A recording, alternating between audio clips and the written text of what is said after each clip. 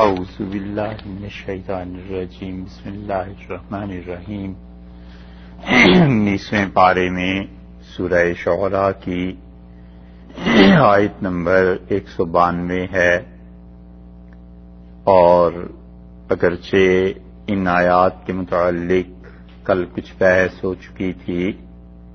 مگر بعض چیزوں میں اطمینان نہیں ہوا، اور اس وقت بھی ایسا تھا کہ مزید تشریح مشکل تھی، اس لیے بعض اور باتیں اس سلسلے میں عرض کی جا رہی ہیں۔ اللہ تعالی نے ارشاد فرمایا وَإِنَّهُ لَتَنزِيلُ رَبِّ الْعَالَمِينَ، اور بلا شبہ یہ قرآن پاک نازل کیا گیا ہے اللہ تعالی کی طرف سے،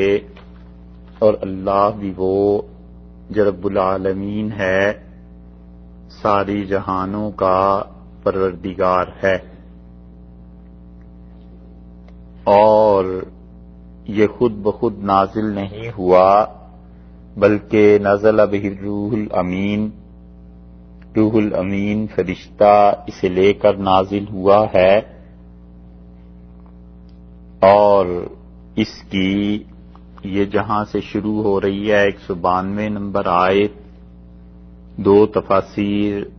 کل عرض کی تھیں کہ انہو سے مراد کیا ہے، اور کچھ کا خیال یہ تھا کہ انہو سے مراد قرآن کریم ہے، اور اکثر مفسرین اس طرف گئے ہیں۔ اور ایک رائے یہ بھی تھی کہ اساتذہ اسی سورت کی 5ویں آیت کو کہتے تھے کہ اللہ کی توحید مراد ہے، اور اللہ تعالی نے یہ فرمایا کہ جو توحید ہے اللہ کی، یہ ایسی چیز ہے جسے اللہ تعالی نے بھیجا ہے اس دنیا میں، اور اس کے مطابق تشریح عرض کر دی تھی۔ قرآن پاک کی تفسیر اگر اس سے کریں تو پھر تفسیر یہ ہو جائے گی کہ وَإِنَّهُ لَتَنزِيلُ رَبِّ الْعَالَمِينَ، اور یہ قرآن یقیناً نازل کیا گیا ہے تمام جہانوں کے پروردگار کی طرف سے، نزل بہ، اور اس کو لے کر نازل ہوئے ہیں، با کے ساتھ اس کا صلہ اور جوڑ آ رہا ہے، اس لیے نزلہ اگر اکیلا ہوتا تو اس کا مطلب یہ ہوتا کہ یہ قرآن نازل ہوا ہے۔ نزل بہ کا مطلب یہ ہے کہ قرآن کریم کو لے کر نازل ہوئے ہیں، لے کر اترے ہیں الروح الامین، وہ اللہ کے فرشتہ جو روح الامین ہے، امانت دار ہے، جو کچھ کہ وہ لے کر اللہ کے ہاں سے چلے تھے وہی چیز آ کر رسول اللہ صلی اللہ علیہ وسلم کے سامنے رکھتی، اور پھر فرمایا کہ علی قلبک، یہ چیز رسول اللہ صلی اللہ علیہ وسلم کے دل پر نازل کی گئی، لتکون من المنذرین، تاکہ آپ ہو جائیں ان لوگوں کے لیے ڈرانے والے۔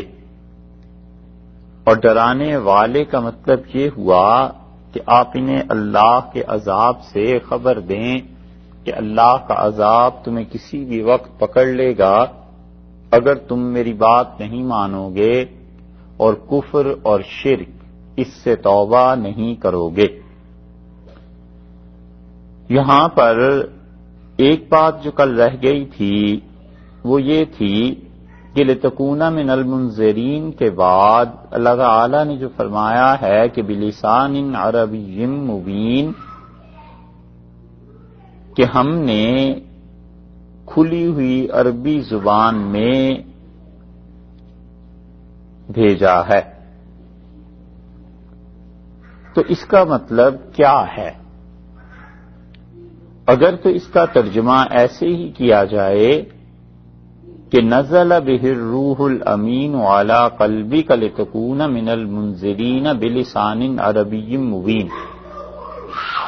کہ اس کو لے کر نازل ہوئے ہیں روح الامین آپ کے قلب مبارک پر، تاکہ آپ اس قرآن کے ذریعے ڈرائیں، اور یہ قرآن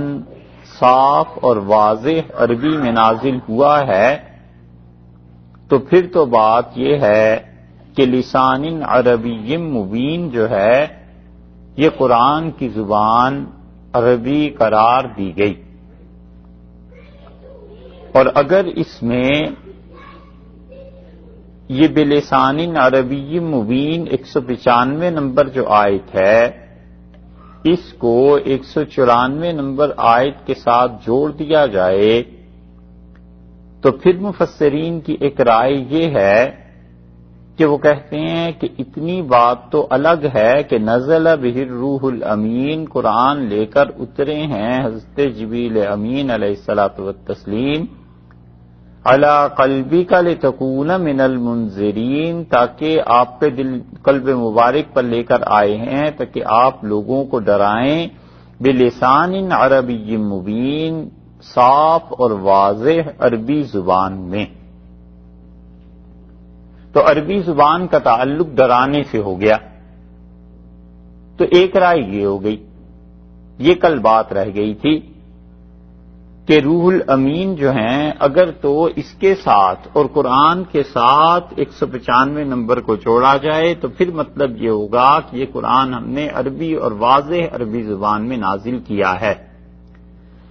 اور اگر 195 کو لوٹا کر 194 نمبر آیت کے ساتھ جوڑا جائے تو اس کا ترجمہ یہ ہو جائے گا، تفسیر یہ ہو جائے گی کہ لتکون من المنذرین، تاکہ آپ ہو جائیں ڈر سنانے والے بلسان عربی مبین، کھلی ہوئی عربی زبان میں۔ تو عربوں کو عربی میں ڈر سنائیں تاکہ ان تک اللہ کا یہ پیغام پہنچے اور وہ لوگ واضح پیغام سن کر اللہ کی نافرمانی سے توبہ کر لیں۔ اور اگر یہ قرآن کے متعلق ہے تو پھر تو اس کی بات کل گزر گئی، وَإِنَّهُ، اور بلا شبہ یہ دعویٰ توحید کا اور شرک کا رد لفی زبر الاولین، پچھلی کتابوں میں لکھا ہوا تھا، جو پہلی کتابیں آئی تھیں ان کتابوں میں بھی اللہ کی توحید کا ذکر تھا، اور یہ ذکر تھا کہ تم لوگوں نے شرک نہیں کرنا۔ یہ تو وہ تفسیر ہوئی جو اساتذہ کے قول کے مطابق یہاں پر مراد وہی 5ویں آیت میں سورہ شعراء کی جو ذکر ہے وہ،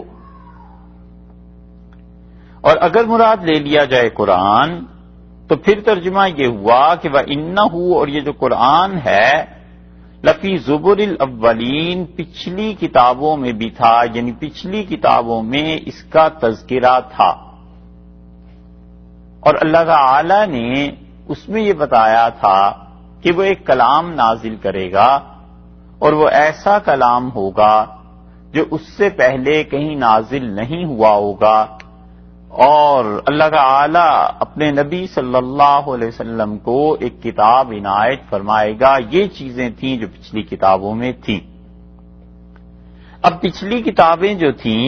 ظاہر ہے کہ وہ عربی زبان میں نہیں تھیں،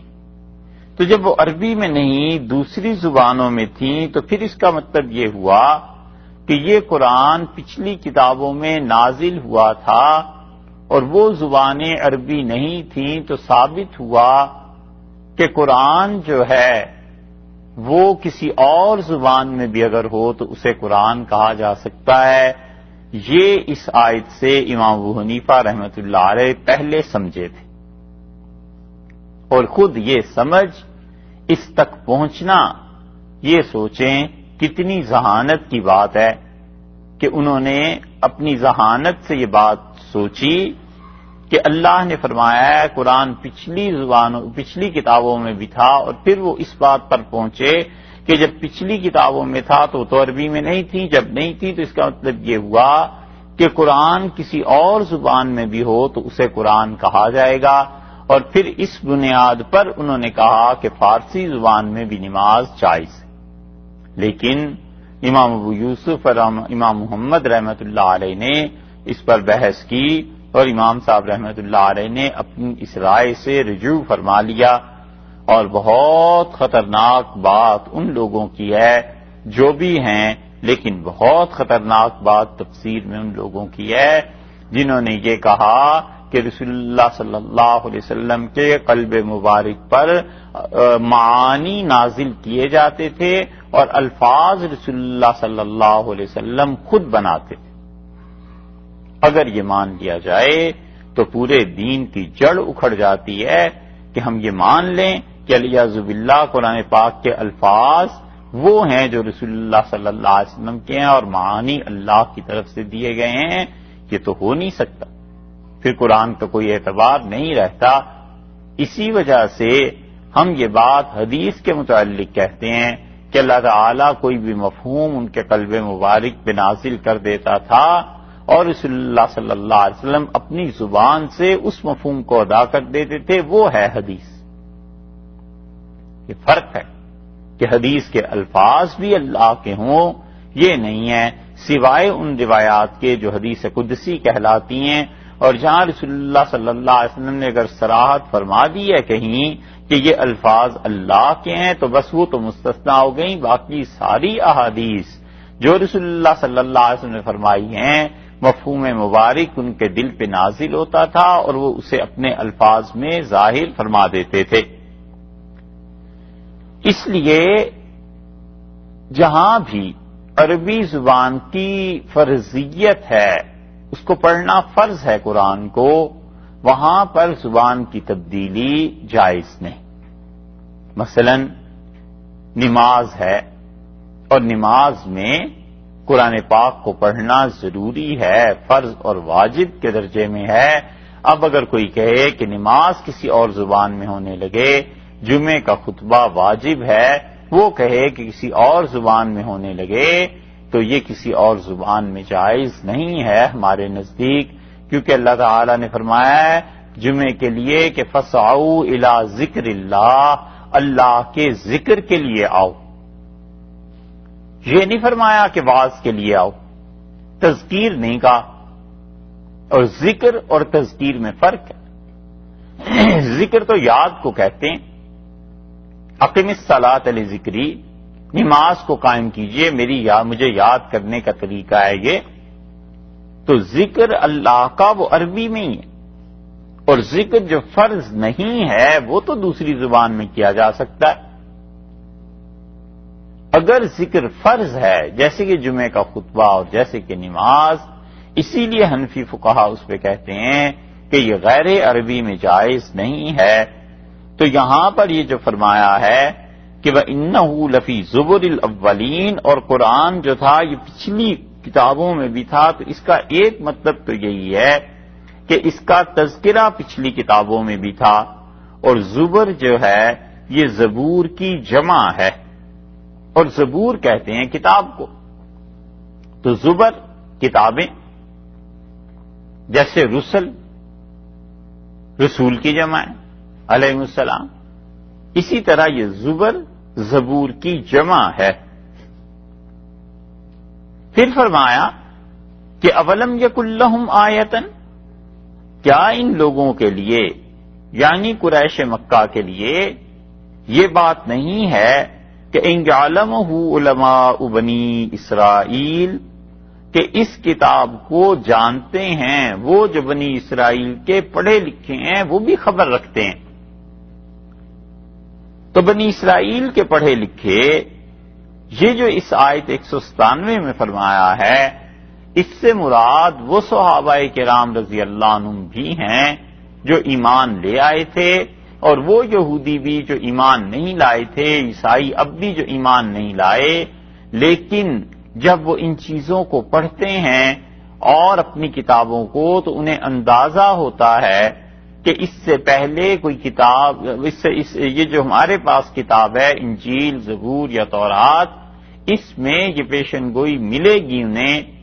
کہ ایک کتاب ان کے بعد بھی نازل ہونی ہے. اس لیے یہاں پر فرمایا کہ کیا اس بات کو نہیں جانتے یہ قریش، کیونکہ قریش کو مثال علماء بنی اسرائیل کی دی اس وجہ سے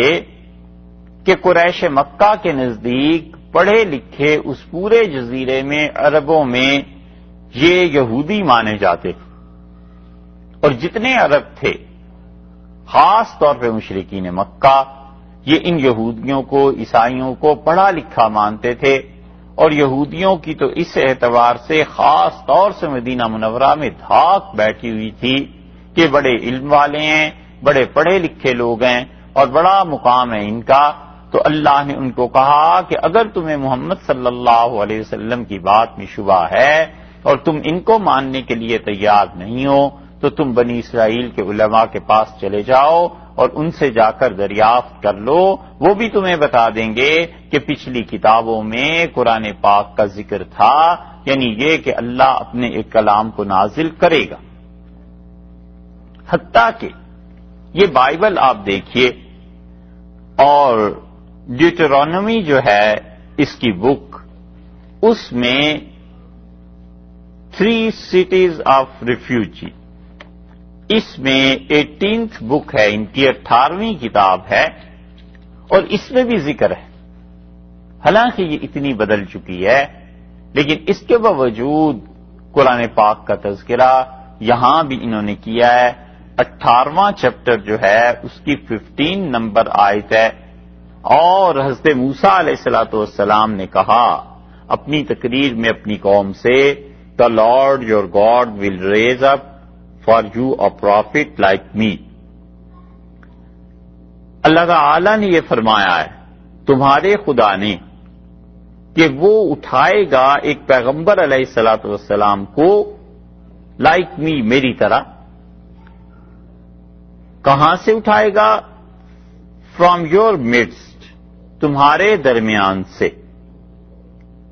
from your brethren him you shall hear،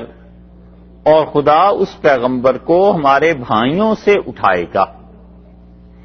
اور اسے تم سنو گے. اب حضرت موسیٰ علیہ السلام اور ان کی قوم کے بھائی کون تھے؟ اس سے معلوم ہوتا ہے کہ حضرت ابراہیم علیہ السلام کی اولاد میں جو سلسلے آگے چلے ہیں ان میں سے 2 سلسلے، ایک اسحاق، یعقوب، یوسف علیہ السلام کا یہ، اور ایک رسول اللہ صلی اللہ علیہ وسلم سے اوپر چل کے پھر حضرت اسماعیل علیہ السلام وہاں پہنچ کر یہ دونوں بھائیوں کی اولادیں ہیں، اور دونوں بھائیوں کی اولادیں 2 عظیم الشان تہذیبوں اور مذاہب کی وارث ہوئی ہیں. یہودیوں کو مذہب ملا اور ان کا عروج ہوا، اور پھر بنی اسماعیل کو حضور اقدس صلی اللہ علیہ وسلم کی صورت میں مذہب ملا، اور بنی اسرائیل کے مقابلے میں یہ لوگ آئے اور ان کی اپنی ایک تہذیب تھی. تو حضرت موسیٰ علیہ السلام تو اس کڑی میں تھے، اس لڑی میں تھے جو حضرت یوسف علیہ السلام کے بعد آئی، اور حضرت اسماعیل علیہ السلام کے بعد رسول اللہ صلی اللہ علیہ وسلم تک درمیان میں نبوت نہیں آئی. تو موسیٰ علیہ السلام کہتے ہیں کہ تمہارے بھائیوں میں سے کچھ ایسے ہوں گے جنہیں یہ چیزیں ملیں گی اور وہ نبی بھی ہوگا. اور پھر اس کے بعد 18 نمبر جو اس کی آیت ہے اس میں کہتے ہیں کہ اللہ تعالی نے یہ کہا کہ I will raise up for them a prophet like you، میں ان لوگوں کے لیے یعنی جو تمہارے بھائی ہیں ان کے لیے ایک پیغمبر علیہ السلام کو پیدا کروں گا، اٹھاؤں گا، جو کہ اے موسیٰ علیہ السلام آپ ہی کی طرح ہوں گے. فرام امانگ دیئر brethren، انہی کے بھائیوں میں سے ہوں گے. And will put my words in his mouth, اور میں اپنا کلام اس کے منہ میں ڈالوں گا، یعنی اپنا کلام میرا اس کی زبان سے ادا ہوگا. جیسے ہم فاتحہ پڑھتے ہیں تو اللہ تعالی نے ہمیں سکھایا ہے کہ میری بارگاہ میں یہ عرض کیا کرو. تو اللہ کا کلام ہم اپنی زبان سے پڑھ رہے ہیں، ہم عرض کر رہے ہیں. یہاں پر فرمایا کہ and will put my words in his mouth, میں اپنا کلام ان کے منہ میں ڈالوں گا. And he shall speak to them all that I command him, اور جو کچھ میں نے انہیں سکھایا ہوگا وہ اس کو جو کہیں گے وہ بولیں گے. یہ چیز ہے اللہ کا کلام، وہ اس میں گفتگو کریں گے. یہ دلیل ہے اس بات کی کہ اب تک یہ جو اللہ کا کلام اللہ تعالی نے فرمایا تھا حضرت موسیٰ علیہ الصلوۃ والسلام سے کہ یہ چیزیں ہوں گی، قرآن نے یہاں اس کا ذکر کیا کہ اولم یکن لہم آیتن، کیا ان کے لیے اتنا کافی نہیں ہے قریش مکہ کو سمجھنے کے لیے کہ ان یعلمہ، اس قرآن کو جانتے ہیں علماء بنی اسرائیل کے علماء. تو جب وہ بائبل پڑھتے تھے یہ چیزیں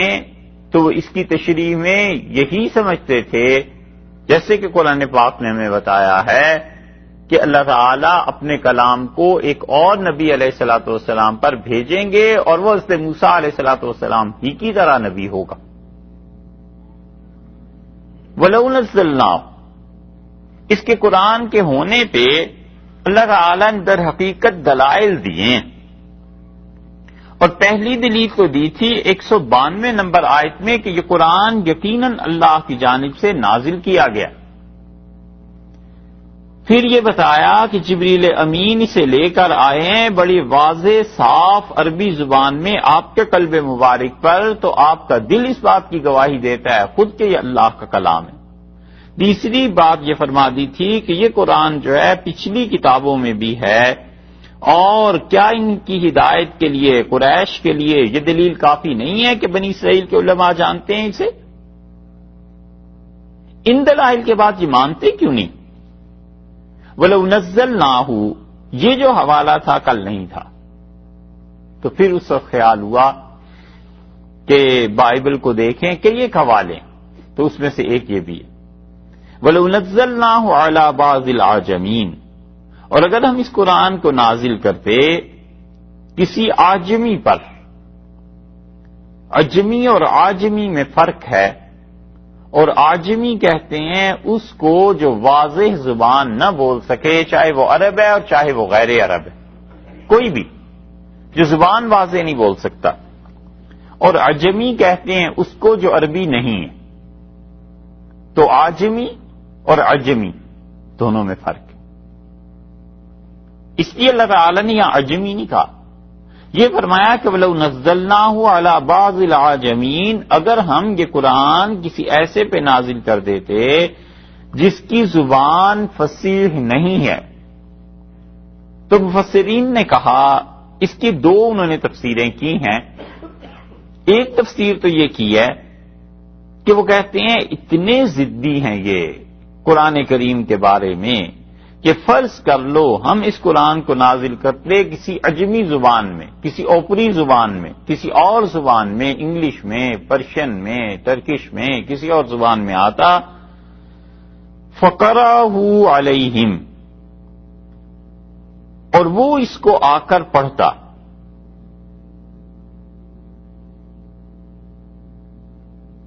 کسی اجمی پر اجمی زبان میں نازل کرتے تو فقرأہ علیہم، وہ اس قرآن کو آ کر ان پر پڑھتا. ما کانوا بہ مومنین، یہ ہرگز اسے نہ مانتے، بالکل اس کا انکار کر دیتے. کیوں؟ اس لیے کہ عذر کرتے کہ ہم تو اس کی زبان سمجھتے ہی نہیں، ہمیں تو اس کی زبان آتی ہی نہیں، اس لیے ہم نہیں مانتے. اس تفسیر کی تائید 25ویں پارے کی ایک آیت سے ہوتی ہے، بشرطے کہ یہ تفسیر مان لی جائے. 25ویں پارے میں سورہ حامیم سجدہ ہے، اس میں آپ دیکھیں 25واں پارہ اور سورہ حامیم سجدہ 41 نمبر سورت ہے 41، اور اس میں آیت نمبر 44، پارہ 25 سورہ حامیم سجدہ 41 نمبر سورت ہے اور آیت نمبر 44۔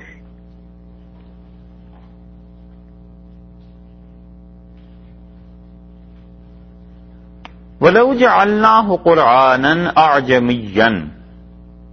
اور اگر ہم قرآن نازل کرتے کسی اوپری زبان میں، کسی اور زبان میں، لَقَالُوا، تو یہ مکہ والے کہتے لَوْلَا فُصِّلَتْ آیَاتُهُ، اس قرآن کی باتیں واضح کیوں نہیں کی گئیں؟ أَعْجَمِيٌّ، یہ اور زبان ہے، وَعَرَبِيٌّ، اور عرب کے آدمی، اور یہ اور زبان ہماری تو سمجھ میں نہیں آتی، اس لیے ہم نہیں مان سکتے۔ یہی چیز یہاں آ گئی نا کہ اگر ہم اس قرآن کو کسی اور زبان میں نازل کرتے اور وہ آ کر اسے ان پر پڑھتا تو ان کے پاس عذر تھا، کہتے کہ جی نہیں ہم مانتے نہیں۔ کیوں نہیں مانتے بھئی؟ اس لیے نہیں مانتے کہ ہماری زبان ہی نہیں، ہمیں سمجھ میں ہی نہیں آتی۔ تو اس کی تائید اس جگہ سے بھی ہوتی ہے کہ اللہ تعالیٰ نے فرمایا اگر ہم اس قرآن کو کسی اور زبان میں نازل کرتے تو کہتے اس کی باتیں کھولی کیوں نہیں گئیں، یعنی ہماری سمجھ کے مطابق کیوں نہیں ہو گئیں۔ لیکن اس تفسیر پہ مفتی ابو سعود رحمۃ اللہ علیہ نے تنقید کی ہے، اور ابو سعود رحمۃ اللہ علیہ 10ویں صدی کے آخر پہ اور 11ویں صدی کی آغاز میں ابتدا میں شیخ الاسلام تھے خلافت عثمانیہ کے، اور انہوں نے تفسیر ابی سعود لکھی ہے، بہت اچھی تفسیر لکھی ہے، اور وہ تھے جن سے سلطان مراد نے اس وقت فتویٰ لیا تھا بیت اللہ کی تعمیر کا، اور انہی کے فتوے پہ بیت اللہ کو گرا کر پھر اس کی تعمیر کی گئی تھی۔ تو وہ کہتے ہیں کہ یہ مقام ایسا ہے کہ اللہ تعالی نے ان کی مذمت کی ہے، کافروں کی، تو اس سے مذمت زیادہ واضح نہیں ہوتی۔ وہ کہتے ہیں جس چیز سے زیادہ واضح ہوتی ہے وہ تفسیر یوں اس کی کرو کہ وَلَوْ نَزَّلْنَاهُ عَلَى بَعْضِ الْأَعْجَمِينَ، کہ اگر ہم اس قرآن کو کسی عجمی پر نازل کر دیتے جو عرب نہ ہوتا، فَقَرَأَهُ عَلَيْهِمْ، اور اسے عربی بالکل نہ آتی ہوتی، کوئی روس، چین، ترکی کا کوئی آدمی ہوتا، ہندوستان کا ہوتا، اسے عربی بالکل نہ آتی، فَقَرَأَهُ عَلَيْهِمْ، اور وہ قرآن آ کر ان کو سناتا مکہ والوں کو، تو یہ تو ایک معجزہ ہی ہو جاتا ہے نا کہ اس کی زبان بیسیکلی عربی ہے نہیں اور وہ آ کے عربی میں قرآن انہیں سنا رہا ہے۔ اللہ نے فرمایا اگر اتنی شدید چیز بھی ہو جاتی، یہ معجزہ بھی ہو جاتا اور معجزانہ طور پہ وہ فر پڑھ کے سنا دیتا، ما کانوا بہ مومنین، یہ پھر بھی نہ مانتے۔ وہ کہتے ہیں یہ ہے زیادہ وزنی بات، اس کی یہ تفسیر مناسب ہے کہ اللہ تعالی نے کافروں کی مذمت کے لیے اس آیت کو نازل کیا اور یہ ارشاد فرمایا کہ اگر ہم اس قرآن کو کسی اور عجمی پر نازل کر دیتے عربی زبان میں اور وہ فر آ کے انہیں سناتا، یہ اسے دیکھتے تو انہیں حیرت ہونی چاہیے تھی کہ ایک آدمی جس کی کوئی عربی زبان ہی نہیں ہے وہ آ کر قرآن ہمیں سنا رہا ہے، تو یہ تو ایک خدائی کی طرف سے کرشمہ معجزے کی صورت ہو سکتی ہے، لہذا اسے مان جاؤ۔ اللہ نے فرمایا ما کانوا بہ مومنین، یہ پھر بھی ایمان نہ لاتے، اتنے دلائل کے باوجود جو ایمان نہیں لائے ہیں۔ تو ہم تمہیں بتائیں اصل میں ان لوگوں کا ایمان لانا مقصد ہی نہیں ہے، انہیں تو خام خواہ کوئی نہ کوئی شبہ نکالتے ہی رہنا۔ اسی لیے شاہ عبد القادر صاحب رحمۃ اللہ نے حاشیہ لکھا ہے، کافر کہتے تھے کہ قرآن آیا ہے عربی زبان، اس نبی صلی اللہ علیہ وسلم کی زبان بھی عربی ہے، شاید آپ ہی کہتا ہو، گھڑ لیتے ہو،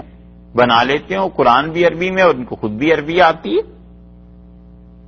اگر غیر زبان والے پر عربی آتا تو یقین کرتے، کوئی اور آتا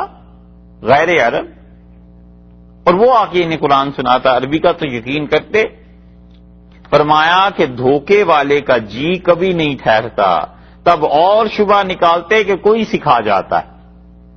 پھر اس کے متعلق کہتے یہ بھی کہیں سے سیکھ کے آیا ہے، کیونکہ اس کی اپنی زبان تو عربی ہے نہیں۔ اب جس کی اپنی زبان عربی ہے اسے اس طرح نہیں بچنے دیتے کہ کہتے ہیں تمہاری اپنی زبان عربی ہے لہذا تم خود ہی بنا لیتے ہو، اور اگر کوئی اور آ کے پڑھ کے سناتا جس کی زبان عربی نہیں تھی تو اس کو آگے سے جواب دیتے کہ تمہیں تو کسی عرب نے سکھا دیا، تو جائے کہاں کوئی؟ یوں اعتراض کرتے ہر طرح سے۔ اللہ تعالی نے فرمایا پھر ہم تمہیں اصل بات بتائیں، کذالک سلکناہ فی قلوب المجرمین، اور اسی طرح ہم ڈال دیتے ہیں گناہگاروں کے دل میں اس کفر کو۔ کفر اور ایمان دونوں اللہ ہی نے پیدا فرمائے ہیں، اس لیے اس میں معتزلہ کا رد ہے جو کہتے ہیں کہ خیر کا خالق تو اللہ ہے اور شر کی نسبت مجازن ہے۔ یہ بات نہیں ہے، اللہ تعالیٰ نے پیدا فرمایا، یہ کل بات گزر چکی۔ فی قلوب المجرمین، ان مجرموں کے دلوں میں، لا یؤمنون بہی، اور یہ کفر کرتے ہیں، جھٹلاتے ہیں، مذاق اڑاتے ہیں، اس پر ہرگز ایمان نہیں لائیں گے، حتی یروا العذاب العلیم، یہاں تک کہ مار دیکھ لیں دکھ کی، اللہ کی طرف سے دکھ کی مار ان پر جب پڑے گی تب جا کر کے کہیں سوچیں گے کہ ایمان لانا ہے یا نہیں۔ لیکن وہ دکھ کی مار آئے گی کب؟ اگر اس کے لیے کوئی وقت طے ہوتا، اللہ تعالی نے اسی لیے قیامت کا کوئی وقت کسی کو نہیں بتایا اور موت کا بھی وقت نہیں بتایا، کیونکہ اگر اللہ موت کا وقت بتا دیتا ہر آدمی کو تو اس کا مطلب ہے کہ خدا نے خود گناہوں کے لیے لوگوں کو چھوڑ دیا ہے، کیونکہ اللہ نے بتا دیا فلاں سن میں قیامت آ جائے گی، یا 2007 میں یکم جنوری کو تم مر جاؤ گے، تو کہے گا 31 دسمبر تک تو ٹھیک کرو نا جو کچھ کرنا ہے، یکم کو مرنا ہے تو اس سے ایک دن پہلے توبہ کر لیں گے، چند گھنٹے پہلے توبہ کر لیں گے۔ اسی لیے اللہ تعالی نے کسی کو موت کا وقت نہیں بتایا تاکہ انسان ہر وقت اپنے گناہوں کی معافی اللہ سے مانگتا رہے، اور قیامت کا وقت بھی اسی لیے نہیں بتایا کہ قیامت اچانک آ جائے گی، تاکہ اس انسان کو جو تکذیب کرتا رہا ہے، جھٹلاتا رہا ہے، اب مہلت ہی نہ ملے۔ تو اللہ تعالیٰ نے فرمایا فَيَأْتِيهِمْ بَغْتَةً، یہ جو ہمارا عذاب ہے یہ تو ایک دم سے آ جائے گا، اچانک آ جائے گا، وَهُمْ لَا يَشْعُرُونَ، اور انہیں شعور بھی نہیں ہوگا، پتہ ہی نہیں چلے گا، اور خدا کا عذاب آ جائے گا، اتنا شدید عذاب اللہ کا کہ پھر ان لوگوں کے پاس کوئی گنجائش نہیں رہے گی۔ جب وہ عذاب آئے گا فَيَقُولُوا، تو پھر کیا ہوگا؟ پھر یہ کہنے لگیں گے هَلْ نَحْنُ مُنظَرُونَ، کیا ہمیں تھوڑی سی مہلت مل جائے گی، کچھ وقت اور دے دیں، اب عذاب آ گیا ہے تو تھوڑی سی مہلت اور اگر مل جائے تو اس مہلت کی وجہ سے ہم ایمان لے آئیں گے۔ اللہ تعالیٰ نے فرمایا ایک طرف تو یہ مہلت مانگتے ہیں جب عذاب آ جائے، اور دوسری طرف أَفَبِعَذَابِنَا يَسْتَعْجِلُونَ، کیا ہمارے عذاب کے لیے شور مچاتے ہیں؟ یہ بتاتی ہیں باتیں کہ یہ غیر سنجیدہ لوگ تھے اور اللہ کی کسی بات پر ایمان لانا ہی نہیں چاہتے تھے، اور بس جو بھی ان کے ذہن میں آتا تھا کہتے جاتے تھے۔ اور اللہ تعالی نے فرمایا فَرَأَيْتَ إِن مَّتَّعْنَاهُمْ سِنِينَ، اور دیکھو اگر ہم انہیں کچھ برس کی زندگی اور دے دیں، تم دیکھو غور کرو، ہم برتنے کے لیے انہیں کئی سال کی زندگی دے دیں، عمر میں یہ اضافہ کر بھی دیں تو فائدہ کیا ہوگا؟ ثم جاءہم ما کانوا یوعدون، پھر وہی عذاب آئے گا جس کا ہم نے ان سے وعدہ کیا۔ درخواست یہ کی کہ ہمیں اور مہلت دے دی جائے، اللہ نے فرمایا تمہاری درخواست مان لیں اور مہلت دے دیں، عذاب ٹل جائے تو تم تو ایسے نالائق ہو کہ جو مہلت ہوگی اس میں بھی کفری کرو گے، تم نے تو ماننا نہیں۔ اس لیے اگر اللہ نے فرمایا تم غور کرو، ہم انہیں کچھ دن اور دے دیں، کچھ سال، کہ وہ فائدہ اٹھائیں، اور پھر اس کے بعد عذاب آ جائے، ما اغنی عنہم ما کانوا یمتعون، تو پھر جو کچھ انہوں نے جتنے دن بھی دنیا میں رہے ہیں ان کا یہ زندگی، ما اغنی عنہم، کیا چیز انہیں بے نیاز کر سکتی ہے، ما کانوا یمتعون، جو چیز انہوں نے زندگی میں گزاری ہے انہیں عذاب سے کیا چیز بے نیاز کر سکتی ہے؟ یعنی یہ زندگی پھر کس کام آئی؟ مرنا تو پھر بھی ہے، عذاب تو پھر بھی آنا ہے۔ تم کہتے ہو کہ مہلت دے دیں تو مہلت دے دی، 10 سال اور جی لو، پھر تم نے مرنا کفر پہ ہی ہے، تو اس مہلت کا آخر تمہیں فائدہ کیا ہے؟ کوئی فائدہ نہیں. ما اغنی عنہم ما کانوا یمتعون وما اہلکنا من قریۃ، اور اس سے پہلے ہم نے کسی بستی میں عذاب نہیں بھیجا، ہلاک نہیں کیا، الا لہا منذرون، مگر یہ کہ ان کو ڈر سنانے والے تھے. ذکرا، یہ ذکرا کا جو لفظ ہے نا، پہلے اس کا ترجمہ دیکھ لیجیے. وما اہلکنا من قریۃ، اور ہم نے کسی بستی کو ہلاک نہیں کیا، الا مگر لہا منذرون، اس بستی میں کچھ ڈر سنانے کے لیے بھیجے. ذکرا، نصیحت کی بات. وما کننا ظالمین، اور ہمارا کام ظلم کرنا نہیں ہے. یہ جو تین نقطوں کے بیچ میں آ رہا ہے ایک لفظ ذکرا کا، قرآن کریم میں جہاں بھی یہ آتا ہے، اس کا مطلب یہ ہے کہ اس کا تعلق اور رابطہ اس سے پہلے جوڑ دیں تو بھی ٹھیک ہے، اور اس کے بعد جوڑ دیں تو بھی ٹھیک ہے،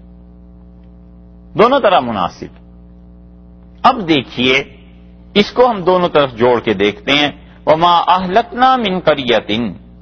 اور کوئی نہیں ہلاک کی ہم نے بستی مگر الا لہا منذرون، اسے ڈرانے والے آئے ہیں، نصیحت کرنے، اس میں ڈرانے والے آ چکے ہیں. ذکرا،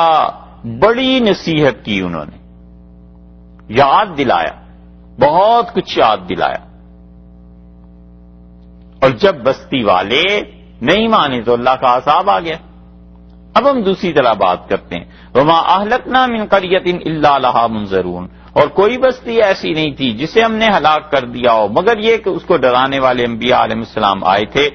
ذکرا، ہم نصیحت کرتے ہیں. وما کننا ظالمین، اور ہم ظلم کرنا ہمارا کام نہیں ہے. تو دونوں طرح یہ بات ٹھیک ہو گئی. اس لیے اللہ تعالی نے یہ بتا دیا کہ دیکھو یہ جو بستیاں ہلاک ہوئی ہیں، ان بستیوں میں انبیاء علیہ السلام آتے رہے، اور ہمارا قاعدہ اور قانون یہ رہا ہے کہ کسی بستی کو بھی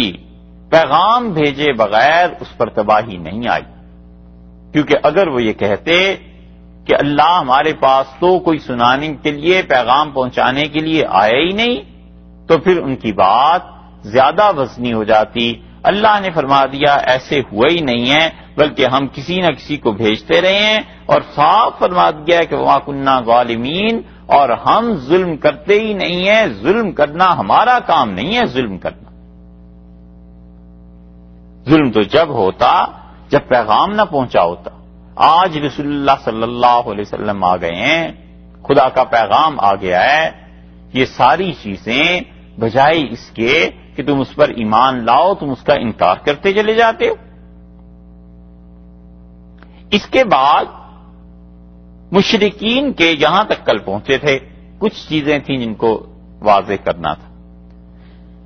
اب یہاں سے آگے مشرکین مکہ کے 2 شبہات کا جواب دیا ہے اللہ نے، اور مشرکین کو رسول اللہ صلی اللہ علیہ وسلم پر جو اعتراضات تھے اور قرآن کو جو نہیں مانتے تھے، ایک تو وہ یہ کہتے تھے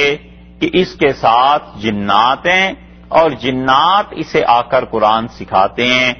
اور یہ جس طرح کاہن ہوتے ہیں اور جنات انہیں آ کے خبریں دیا کرتے ہیں، اس شخص کو بھی کوئی خبر دیتے ہیں، اور ان خبروں کی وجہ سے یہ دوسروں کو بتاتا ہے. اور کچھ ان میں سے کہتے تھے کہ یہ شاعر ہے،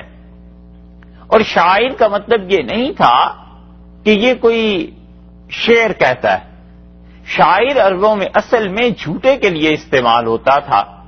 کیونکہ شاعر جو ہوتے تھے وہ بنیادی طور پر اس آدمی کے لیے، یعنی شاعر کا لفظ اس آدمی کے لیے بنیادی طور پر کہتے تھے جو بہت دور دراز کی باتیں کرے، لمبی لائے دور کی، اور ایسی ایسی چیزیں کہے جن کا عملی زندگی میں کوئی واسطہ اور تعلق نہیں. شعراء کے کلام کو آپ دیکھیں، اور اسی طرح ان لوگوں کے کلام کو جن کی زندگی سنجیدہ نہیں ہوتی تو وہ ایسے ہی بولتے ہیں. مثلا 100 آدمی فرض کیجئے مسجد میں جمع تھے، تو وہ بات کرتے ہیں تو کہتے ہیں جی ہزاروں کا مجمع تھا، اور جو موقع پہ موجود ہوتا ہے وہ کہتا ہے کہ وہاں تو 100 آدمی تھے، مشکل سے 200 آدمی تھے، یہ ہزاروں کا مجمع کیسے آ گیا؟ یہ جتنے لوگ بھی جھوٹ بول کے اپنے مقاصد حل کرتے ہیں یہ اپنے کلام میں مبالغہ کرتے ہیں۔ 1 لاکھ کا مجمع ہو گیا فرض کیجئے کہیں سیاسی گروہ میں، تو اسے 5 لاکھ بنا دیں گے۔ اب جا کے کس نے گننا ہے، کس نے پوچھنا ہے؟ تو شاعر کہتے تھے جھوٹے کو، اور پھر آہستہ آہستہ یہ لفظ آ گیا اس کلام پر جس کلام میں خوب جھوٹ ہو، جتنا جھوٹ ہو اتنا ہی اچھا شعر مانا جاتا تھا عربوں کے یہاں، یہ قاعدہ تھا۔ تو رسول اللہ صلی اللہ علیہ وسلم کو یہ نہیں کہتے تھے کہ تمہارا کلام ایسا ہے کہ وہ شاعری ہے، اس کا قافیہ اور ردیف ملتا ہے، ایک شعر دوسرے شعر کے مقابلے میں ایک مصرع اور دوسرا مصرع برابر آ جاتے ہیں نا، یہ نہیں کہتے تھے۔ اس کا مطلب یہ تھا کہ علیہ باللہ تم جھوٹے۔ تو شاعر اس معنی میں آتا تھا ان کے ہاں، اور اسی لیے یہاں پر فرما دیا کہ اللہ تعالی نے 2 شبے انہوں نے کہے، ایک تو یہ کہ اس کے ساتھ جنات ہیں، اور دوسرے یہ کہ یہ شاعر ہے۔ اللہ تعالی نے اس قرآن کریم کو اور رسول اللہ صلی اللہ علیہ وسلم کی ہستی کو دونوں چیزوں سے بلند و بالا قرار دیا، اور اللہ نے فرمایا وما تنزلت بہ الشیاطین، اور اس قرآن کو شیطان نہیں لے اترے۔ اتنی بڑی بات انہوں نے کہی ہے کہ ذرا خدا کا خوف نہیں رہا کہ خدا کے کلام کو شیطان کا کلام کہنا حد ہو گئی۔ اللہ نے فرمایا اس قرآن کو شیاطین لے کے نہیں اترے۔ کون اترا ہے وہ پہلے بیان کر چکے ہیں آیت نمبر 193 میں کہ نزل بہ الروح الامین، اسے تو روح الامین لے کے اترے۔ اور شیاطین اس کو لے کر کیسے اتر سکتے ہیں؟ انہم عن السمع لمعزولون، کیونکہ انہیں تو سننے سے ہی ہٹا دیا گیا، وہ تو سن ہی نہیں سکتے۔ تو فرمایا وما تنزلت بالشیاطین، اسے شیاطین نہیں لے کے اترے، وما ینبغی لہم، اور یہ بات ان کے لیے ہو بھی نہیں سکتی تھی، وما یستطیعون، ان کی تو طاقت ہی اتنی نہیں ہے کہ یہ کام کر سکیں، ان کے تو بس کی بات ہی نہیں، ما ینبغی لہم، ان کے لیے ہو ہی نہیں سکتا یہ، کیونکہ قرآن پاک کلام ہے، لانے والا پاک ہے، امانت دار ہے، اور شیاطین پاک نہیں ہوتے، وہ امانت دار نہیں ہوتے، جس پر لے کے آئیں اس کی شخصیت کو شیطانوں کے ساتھ کوئی نہ کوئی ربط اور ضبط اور تعلق ہوتا ہے۔ تم رسول اللہ صلی اللہ علیہ وسلم کی شخصیت کو دیکھو، کیا شیاطین ان پر قرآن لے کے آئیں؟ دونوں چیزوں پر غور کرو کہ جو تم بک رہے ہو اس کا کوئی ثبوت ہے؟ شیاطین نے آنا تھا تو ان لوگوں پر جو ناپاک ہیں، جو شیاطین کی طرح کی باتیں کرتے ہیں۔ بلیک ٹی، جو شیاطین کی طرح کی باتیں کرتے ہیں، اور یہ رسول اللہ صلی اللہ علیہ وسلم کون سی ایسی بات ہے ان کی جو علیہ باللہ شیاطین کی باتوں سے ملتی ہو؟ تو اللہ تعالیٰ نے یہاں پر ذرا سا رد اس کا کیا ہے ان 3 آیات میں، اور فرمایا انہم عن السمع لمعزولون، اور اللہ نے ان شیطانوں کو ہٹا دیا، سننے کی جگہ سے ہی ایک طرف کر دیا ہے، کنارے کر دیا ہے، یہ تو فرشتوں کی باتیں سن ہی نہیں سکتے۔ فرشتوں کی باتیں نہ سن سکنا، اور اوپر جو بات آئی تھی کہ یہ قرآن پچھلی کتابوں میں بھی تھا، ان میں 2 باتیں ہیں۔ ایک بات تو یہ ہے کہ قرآن اگر پچھلی کتابوں میں بھی تھا تو اس کا مطلب ہے وہ حصہ قرآن کا جو اللہ کی توحید، آیات، ان چیزوں پہ مشتمل تھا، وہ حصے یقیناً نہیں ہوں گے جو رسول اللہ صلی اللہ علیہ وسلم کی جنگوں کے حالات، ان کی خواتین کے حالات، اہل بیت رضی اللہ عنہ کی آیات، رسول اللہ صلی اللہ علیہ وسلم کے متعلق یہ جو چیزیں نازل فرمائی گئی ہیں، یہ ظاہر ہے پچھلی کتابوں میں نہیں تھی۔ اور یہاں پر اللہ تعالیٰ نے جو کہا کہ ہم نے فرشتوں سے ہٹا دیا ہے، شیاطین نے سن ہی نہیں سکتے، تو اللہ کا یہ پاک کلام نہیں سن سکتے، وگرنہ شیاطین اس سے پہلے اوپر آتے جاتے تھے، جنات ان چیزوں کو سنا کرتے تھے، اور ان پر پابندی لگی ہے رسول اللہ صلی اللہ علیہ وسلم پر جب قرآن نازل ہونا شروع ہے، اسی لیے وہ آئے ہیں اور انہوں نے کہا یہ کائنات میں کون سی تبدیلی آ گئی ہے۔ 26ویں پارے میں آیا ہے کہ وہ پھر آئے اور انہوں نے ایک دن مکہ مکرمہ میں نماز پڑھی فجر کی، اور رسول اللہ صلی اللہ علیہ وسلم تلاوت کر رہے تھے، انہوں نے اپنے دوستوں سے کہا کہ رکو یہاں، اور انہوں نے کہا یہ ہے وہ تبدیلی جو اس کائنات میں آئی ہے اور ہمیں اوپر جانے سے روک دیا گیا ہے۔ اللہ نے فرمایا انہم عن السمع لمعزولون، اور اللہ نے انہیں ہٹا دیا ہے، معطل کر دیا ہے، بالکل کنارے کر دیا ہے، اور وہ تو سن ہی نہیں سکتے ہمارے کلام۔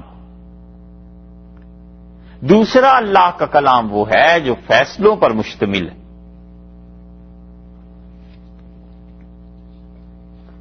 کسی انسان کے متعلق، حکومت کے متعلق، کہ ان لوگوں کو ہٹا دو، اس قوم کو غلبہ مل جائے، یہ فیصلہ ہو جائے۔ یہ فیصلے بھی در حقیقت ہوتے ہیں ملائے اعلیٰ میں، اور ملائے اعلیٰ اللہ کے ان فرشتوں کی جماعت کا نام ہے جس کا ذکر اللہ تعالی نے 23ویں پارے میں کیا ہے،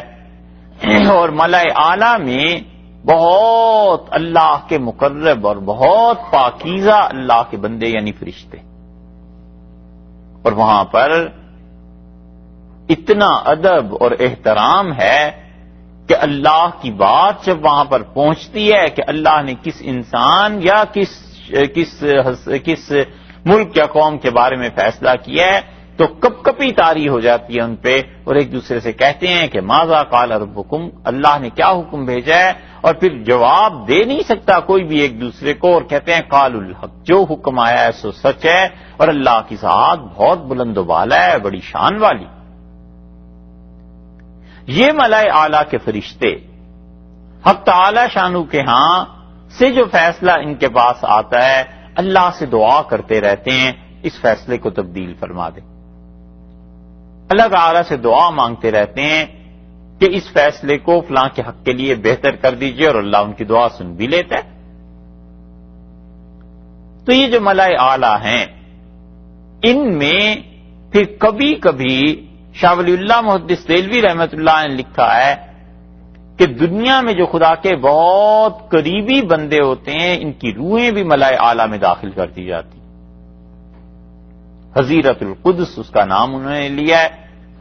یعنی ایسی جگہ جہاں پر بڑے پاک اور نیک فرشتے اور روحیں جمع ہو جاتی ہیں اور اللہ کے فیصلے وہاں آتے ہیں، اور اسی کا اثر ہے کہ کبھی کبھی کسی انسان کو اللہ کے کسی اچھے بندے کو خواب آ جاتا ہے اور وہ دیکھتا ہے کہ یہ حکومت گئی،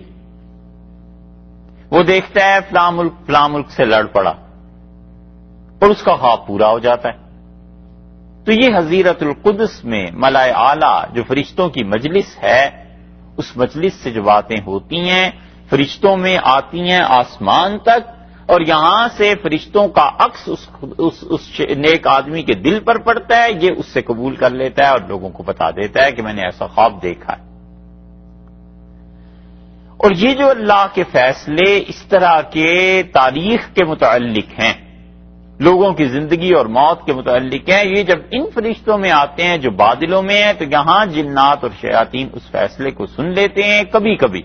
اور وہ جا کر جادوگروں کو بتا دیتے ہیں، کاہنوں کو بتا دیتے ہیں، جو جتنا خبیث ہوتا ہے، جتنا زیادہ شرک کا ماہر ہوتا ہے، علیاذ باللہ جتنا گندا ہوتا ہے، اتنی شیطانوں کو اس کے ساتھ مناسبت ہوتی ہے، اور وہ اسے آ کے بتاتے ہیں۔ وہ اس میں رسول اللہ صلی اللہ علیہ وسلم نے فرمایا ایک بات سے کوئی بتا دیتا ہے شیطان آ کے، اور 99 باتیں اپنے پاس سے ملا کے لوگوں میں وہ پھیلا دیتا ہے۔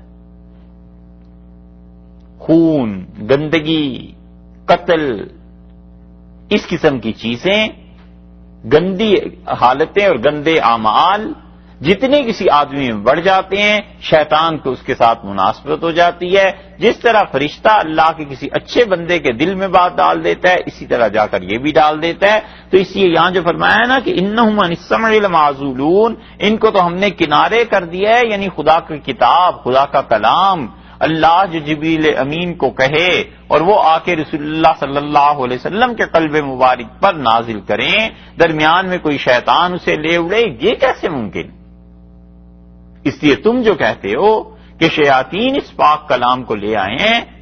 تو سوچو تو صحیح، ان کی ہمت ہے اتنی کہ وہ اتنے پاک کلام کو لے کے نازل ہو سکے؟ جب یہ طے ہو گیا کہ اللہ کا کلام ہر طرح سے محفوظ ہے، حتیٰ کہ اتنا محفوظ ہے رسول اللہ صلی اللہ علیہ وسلم بیٹھے ہوئے ہوتے تھے، وحی نازل ہوتی تھی، اور صحابہ کرام رضی اللہ عنہ کہتے ہیں انہیں گرد و پیش کا کچھ پتہ نہیں چلتا تھا کہ کیا ہو رہا ہے۔ اور سے عائشہ رضی اللہ عنہ کہتی ہیں کہ رسول اللہ صلی اللہ علیہ وسلم کی پیشانی پسینہ بن کے بہتی تھی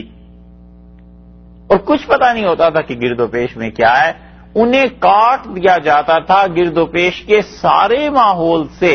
تاکہ رسول اللہ صلی اللہ علیہ وسلم کو باہر سے ایک لفظ تک نہ پہنچے، ایک لفظ تک سنائی نہ دے، وہی مکمل طور پہ خارجی اثرات سے محفوظ رہے۔ اب تو ایسے وہ ہیڈ فون آ گئے نا کہ اگر اسے لگا لیں تو جو کچھ ریکارڈنگ میں سننا ہے بس وہی سن سکتا ہے، باقی تو کوئی چیز سن ہی نہیں سکتا، آواز ہی نہیں آتی، شور، ہارن، یہ وہ، اس کسی چیز کی آواز نہیں آتی، تو وہ آدمی گویا اس کی سماعت کٹ جاتی ہے۔ اور رسول اللہ صلی اللہ علیہ وسلم مکمل طور پر گرد و پیش سے کاٹ دیے جاتے تھے، تاکہ کل کو کوئی یہ نہ کہہ سکے کہ وحی میں باہر سے ایک جملہ کسی نے کہہ دیا تھا اور وہ بھی رسول اللہ صلی اللہ علیہ وسلم نے قبول کر لیا تھا۔ سورہ حج میں بھی اس کے متعلق بات آئی تھی۔ اس لیے اللہ نے کہا کہ جب وحی اتنی محفوظ ہے تو ہم آپ کو بتائیں، فَلَا تَدْعُوا مَعَ اللَّهِ إِلَٰهًا آخر، اللہ کے ساتھ کسی کو بھی شریک نہیں بنانا، فَتَكُونَ مِنَ الْمُعَذَّبِينَ، وگرنہ اس کا نتیجہ یہ نکلے گا کہ عذاب ہو جائے گا۔